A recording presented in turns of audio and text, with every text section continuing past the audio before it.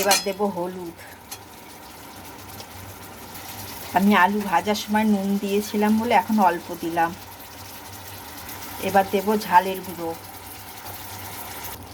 এবার দেব জিরের গুঁড়ো। এবার আমি মশলাটাকে ভালো করে কষিয়ে নেব।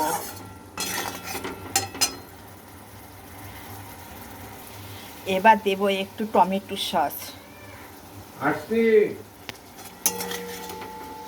দেখুন কত সুন্দর কালারটা এসছে। আপনারা যদি আমার চ্যানেলে নতুন হয়ে থাকেন তাহলে একটা সাবস্ক্রাইব করবেন, একটা লাইক দেবেন প্লিজ। আপনারা কেটে দেবেন না, প্রথম থেকে দেখতে থাকুন আমি কিভাবে রান্নাটা করেছি। আপনারা যদি প্রথম থেকে না দেখান তাহলে বুঝতে পারবেন না আমি কিভাবে রান্নাটা করলাম।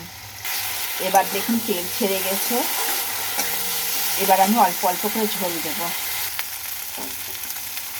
আমি অল্প দেব, দিয়ে নাড়াচাড়া করে নিয়ে আবার ঝোল দেব।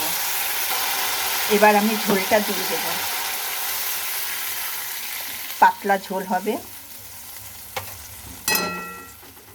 এবার আমি 2 মিনিট অপেক্ষা করব ঝোলটা ফুটে ওঠার জন্য।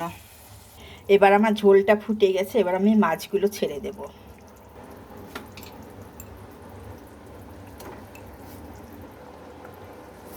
এবার আমি মাছটা ছেড়ে দিয়েছি।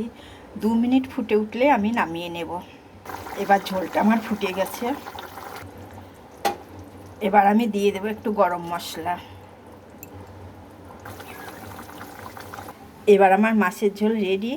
এইভাবে রান্না করে খেয়ে দেখবেন, যদি ভালো লাগে একটা লাইক, একটা সাবস্ক্রাইব দেবেন। নমস্কার, রাখছি। আবার দেখা হবে অন্য কোনো ভিডিও নিয়ে।